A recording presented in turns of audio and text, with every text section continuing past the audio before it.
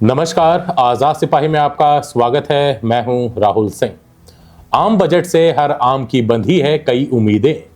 निर्मला सीतारमण की झोली से राहतों की बारिश की संभावना। मध्य वर्ग की है 5 चिंताएं जिनके समाधान की होगी कोशिश। मोदी सरकार के तीसरे कार्यकाल में इस बार अधिक राहत की आशा। अब से कुछ घंटे बाद केंद्रीय वित्त मंत्री निर्मला सीतारमण आम बजट पेश करने के लिए तैयार हैं। देश भर में अर्थशास्त्री और उद्योग विशेषज्ञ बजट 2026 से बड़ी उम्मीदें लगाए बैठे हैं, जिनसे इंफ्रास्ट्रक्चर, कृषि, एमएसएमई और दूसरे जरूरी सेक्टर को तेजी से आगे बढ़ने में मदद मिल सके। दूसरी तरफ भारत का आम नागरिक, खासकर मध्यम वर्ग को मोदी सरकार के तीसरे कार्यकाल के तीसरे बजट से राहतों की बारिश की उम्मीद है। सरकार द्वारा बजट में इस बार रेलवे, सड़क, रक्षा जैसे सेक्टर में पूंजीगत व्यय में निवेश पर फोकस रखने की उम्मीद है। वित्त मंत्री निर्मला सीतारमण 1 फरवरी को सुबह 11 बजे संसद पटल पर रिकॉर्ड 9वीं बार बजट पेश करेंगी। करदाता भी इस बार वित्त मंत्री से आयकर में राहत देने की उम्मीद कर रहा है। मध्यम वर्ग और वेतनभोगी वर्ग को निर्मला ताई से बड़ी उम्मीदें हैं। इनमें टैक्स स्लैब में राहत, महंगाई में कमी, रोजगार के अवसर, मध्यम वर्ग के लिए सस्ता होम लोन, महिला कल्याण के लिए लखपति दीदी योजना का विस्तार और इंफ्रास्ट्रक्चर में रिकॉर्ड खर्च की उम्मीद है। यह मोदी 3.0 का तीसरा पूर्ण बजट होगा, जो 7.3% की जीडीपी विकास दर के बीच पेश किया जा रहा है। आम लोगों को उम्मीद है कि उनकी 5 चिंताएं महंगाई, बेरोजगारी, आर्थिक धीमापन, धीमी वेतन वृद्धि और आयकर पर इस बार जरूर ध्यान दिया जाएगा। वित्त मंत्री ने इस बारे में कई बार कहा भी है। दूसरी तरफ अमेरिका और चीन के बीच बढ़ती प्रतिद्वंदिता का असर भी बजट पर देखने को मिल सकता है।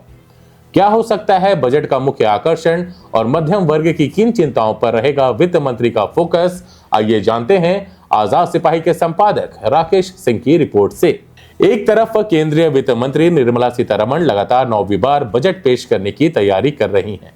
वहीं आम आदमी बढ़ती महंगाई, बेरोजगारी और घटती खपत के बीच कुछ राहत की उम्मीद लगा रहा है। अब से कुछ घंटे बाद निर्मला ताई की झोली खुलेगी, जिससे राहतों की बारिश की उम्मीद पूरा देश कर रहा है। देश की वर्तमान आर्थिक स्थिति।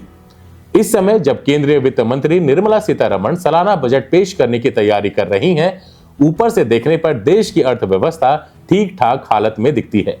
भारत का यह वित्तीय वर्ष 7.3% की आर्थिक वृद्धि के साथ पूरा होने जा रहा है।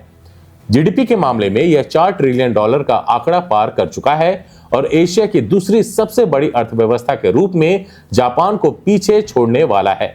देश में खुदरा महंगाई 2% से नीचे है और आने वाले महीने में इसके केंद्रीय बैंक के तय लक्ष्य से नीचे ही रहने की उम्मीद है। कृषि उत्पादन, जो देश की करीब आधी आबादी का सहारा है, मजबूत रहा है। अनाज का उत्पादन अच्छा हुआ है और सरकारी गोदामों में भरपूर भंडार है, जिससे ग्रामीण आय में उछाल आया है। पिछले साल की गई आयकर में कटौती और उपभोग पर लगने वाले वस्तु एवं सेवा कर को सरल बनाए जाने से भी उपभोक्ता मांग बढ़ी है और खर्च करने को बढ़ावा मिला है। भारतीय रिजर्व बैंक ने तेज विकास और कम महंगाई के इस मेल को गोल्डीलॉक्स दौर बताया है। यह शब्द अमेरिकी अर्थव्यवस्था डेविड शुलमैन ने गढ़ा था, जो ऐसी अर्थव्यवस्था के बारे में बताता है जो बिल्कुल सही रफ्तार से आगे बढ़ रही हो और जहां नौकरियों की वृद्धि भी अच्छी हो। लेकिन ये मजबूत दिखने वाले आंकड़े कुछ गहरी चुनौतियों को छिपा लेते हैं। श्रम बाजार में सुस्ती। सरकार का कहना है कि बेरोजगारी घट रही है, फिर भी अस्थिर गिग नौकरियों की मांग ऊंची बनी हुई है। भारत की 5 सबसे बड़ी आईटी कंपनियों ने 2 दशकों तक हर तिमाही हजारों नौकरियां दिया करती थी। 2025 के पहले 9 महीनों में कुल मिलाकर सिर्फ 17 कर्मचारियों की बढ़ोतरी की। ये श्रम बाजार की कमजोरी के साफ संकेत हैं।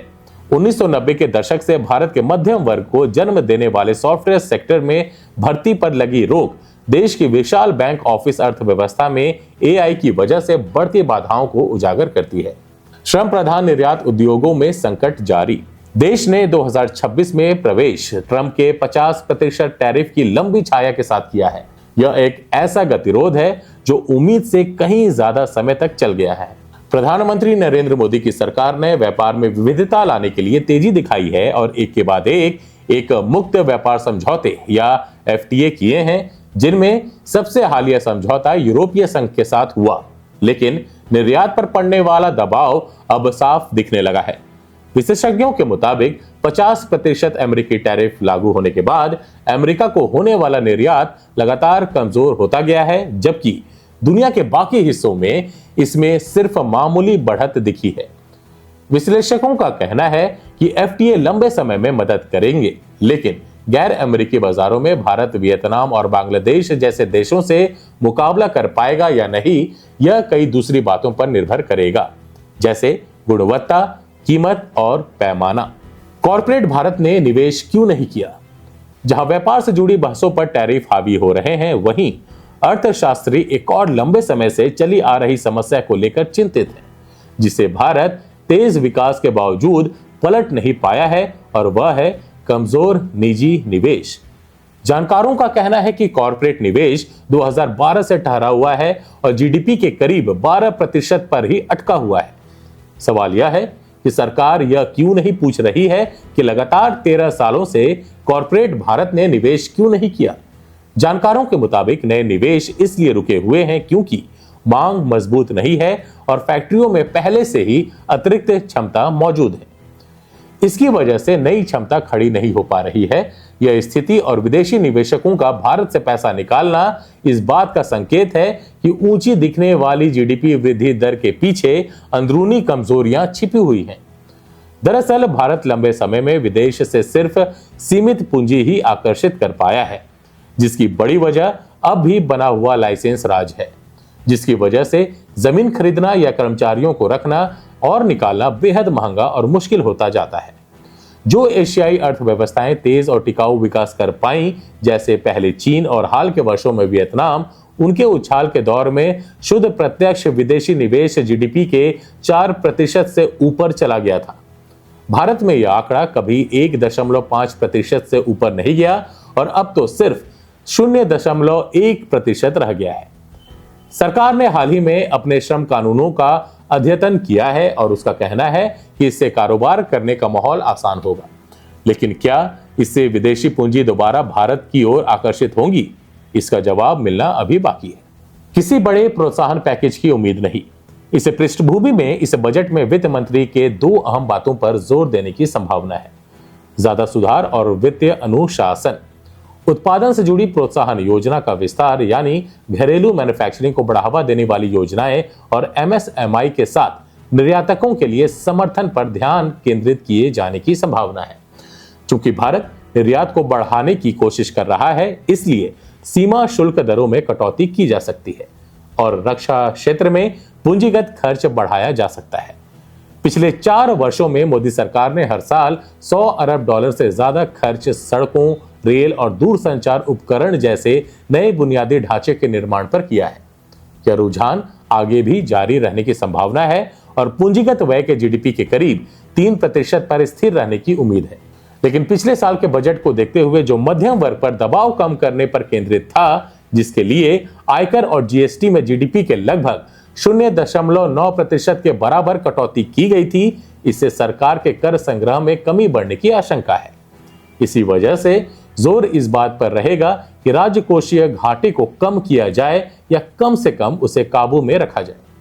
जानकार बताते हैं कि हालांकि बड़े स्तर पर राजकोषीय विस्तार की संभावना कम है, लेकिन अनुमान है कि वित्त मंत्री और ज्यादा सख्ती से खर्च घटाने से भी बचेंगी। बजट में किसी बड़े प्रोत्साहन पैकेज की उम्मीद नहीं है, क्योंकि सरकार वित्तीय वर्ष 2030-31 तक हर साल जीडीपी पर कर्ज के अनुपात को 1% घटाने के लक्ष्य पर कायम है, यानी कर्ज कम करने पर लगातार ध्यान बना रहेगा। आर्थिक धीमेपन की चिंता।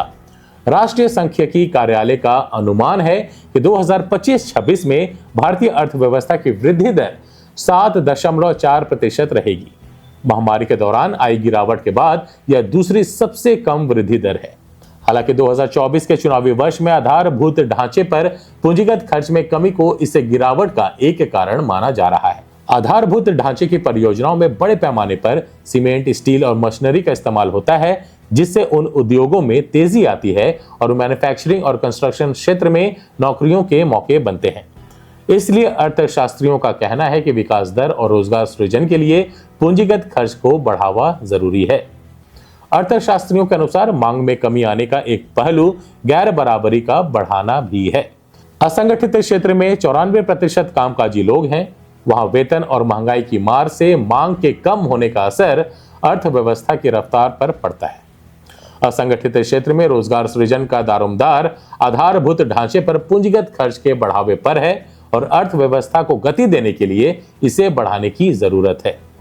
कुल मिलाकर यह बजट भारत को दुनिया की तीसरी सबसे बड़ी अर्थव्यवस्था बनाने के रास्ते पर ले जाएगा या नहीं, यह इस बात पर निर्भर करता है कि निर्मला सीतारमण की झोली से कितनी राहत निकलती है और मोदी सरकार आम लोगों की 5 चिंताओं को दूर करने के लिए कितना आगे बढ़ने की हिम्मत जुटा पाती है। आज के इस विशेष अंक में बस इतना ही। देश विदेश की और भी अधिक जानकारी के लिए आप देखते रहिए आजाद सिपाही। धन्यवाद।